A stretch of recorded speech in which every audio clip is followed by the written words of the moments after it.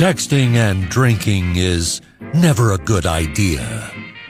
We've all done it, and we've all regretted it.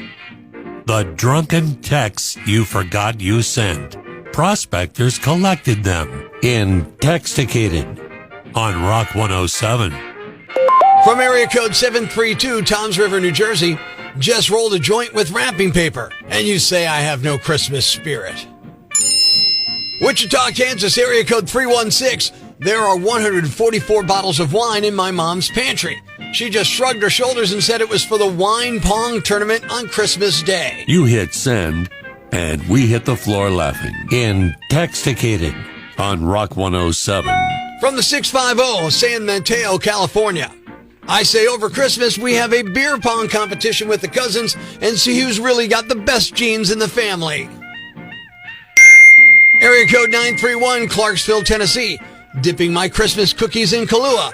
I know Santa would be proud. Proof that booze and cell phones don't mix in Texticated on Rock 107. From Boise, Idaho, area code 208. Found some acid from a couple months ago while looking through Christmas lights.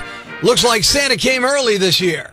And from Topeka, Kansas, area code 785. Watching Rudolph while stoned is practically a religious experience. Hey, we found him in your telephone in Texticated on Rock 107.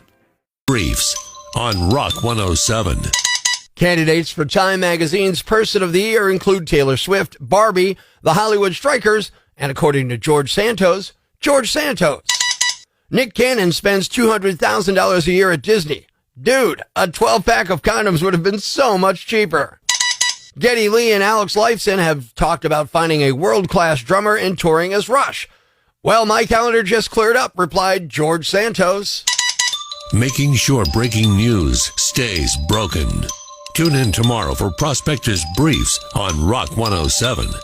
And for another episode of 1 Minute Inside a Woman's Head. Well, I did most of my Christmas shopping. I ordered a bunch of stuff online too.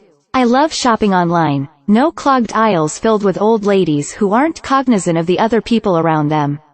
No pushy salespeople, or people bugging you to sample this and try that. I came here to get gifts. I am not buying your super lotion, so back off. When you shop online you can check out fast and they ship all the stuff you bought right to your house, within a couple of days. I love seeing those packages coming. Wait. Did I just make a pun? I am so funny. How am I still on the market? And that was another episode of 1 Minute Inside a Woman's Head.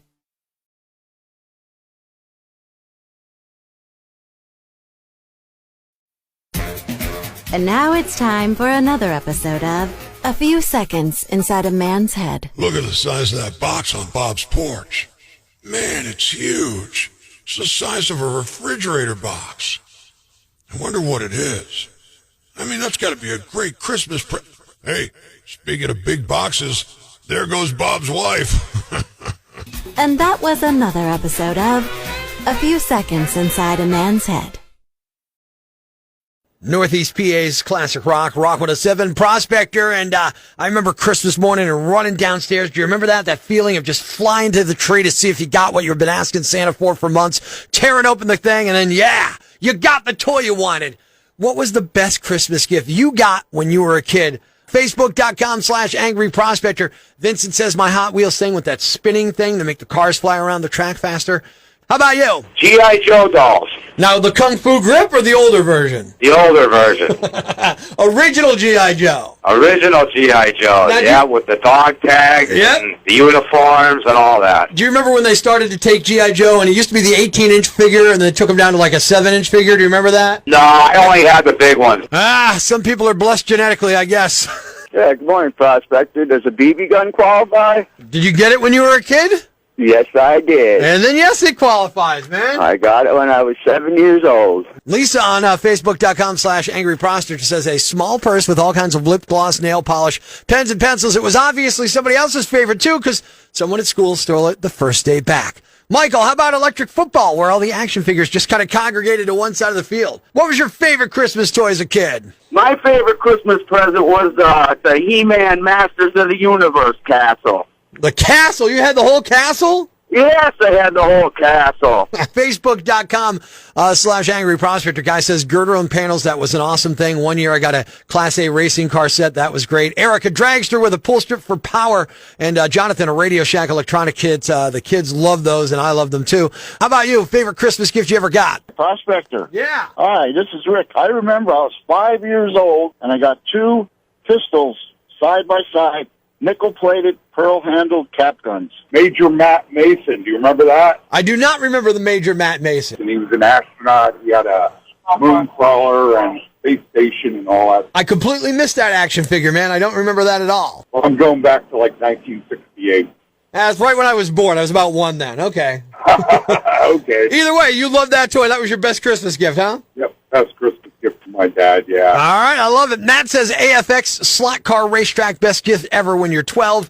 And Cheryl, one of my brother's chemistry sets. How about you? Best gift you ever got for Christmas? My favorite Christmas present was a Polaroid swinger. What's the Polaroid swinger? I'm sure it's a camera, right?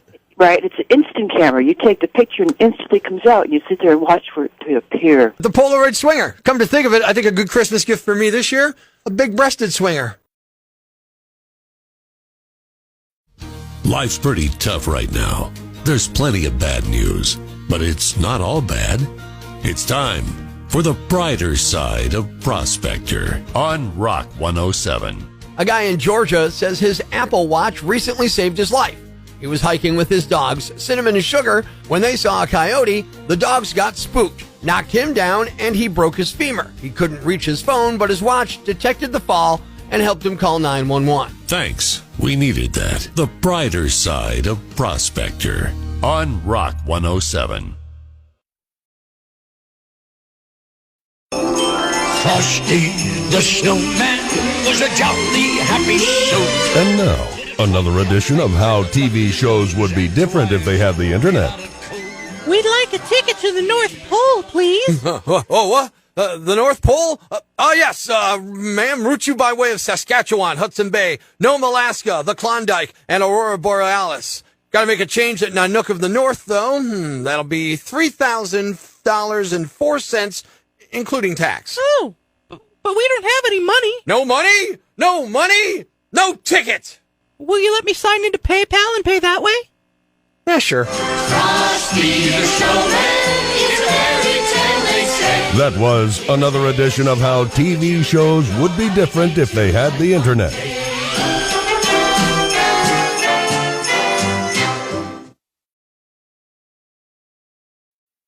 Ladies and gentlemen, grab the kids, call your neighbors, and gather round the radio. It's now time to announce the winner of Prospector's Jam Bag of the Day, as decided by you at rock107.com. We uncover the most baffling, ridiculous, pathetic, cockeyed, laughable, preposterous blunders in the world of misdeeds. Nominee number 1. If the next presidential election is this close, God help us all. The small town of Rainier, Washington, near Seattle, had a city council election last month. 2 guys were running for the seat, one Damian Gray and the other Ryan Roth. So why am I talking about this a month later? Well, they had to do a recount after Ryan won by a single vote. He won 247 to 246. Here's why it's in the news, though. Damian could have won, but he didn't vote for himself. He told a reporter it felt just too narcissistic. It's not clear whether he voted for Ryan, wrote someone else in, or didn't vote at all. There were 6 write-in votes, after all. Ryan also says he thought about not voting for himself, but his wife convinced him he should. Without that vote, he and Damon would have tied. The last time the town had a tie, they picked the winner by flipping a coin. To Damian's credit, he's not complaining, says he has no regrets, and he plans to run again next time. Nominee number 2. He quit his job and then was arrested. Now, he wasn't arrested for quitting, but he was arrested because he quit. I know. Let me explain. Joshua James Pinquet from Orlando, Florida, worked as a driver in a prisoner transport van. However, he was off course and refusing to return the van, so the owner of the company called cops. Pinquet had 4 inmates in the locked cargo area of the van. Another employee was traveling in that van with Pinquet, and he was texting the owner of the transport company. Pinquet told the owner that he was quitting his job in the middle of the trip, and he refused to stop at the intended destination for the prisoners. Deputies spotted the van and learned Pinquette was supposed to stop at a location with the inmates but refused. He was charged with 5 counts of felony second-degree kidnapping and felony larceny by an employee. And the winner is the prisoner transport driver who quit in the middle of work and refused to drop the prisoners at their destination. Hey, you might get to ride in one of those vans as a prisoner next time. You're the Yam Bag of the Day, and we'll move on to Friday's Yam Bag of the Week competition. Keep it here for all the nominees for Prospector's Yam Bag of the Day, weekday mornings on Rock 107.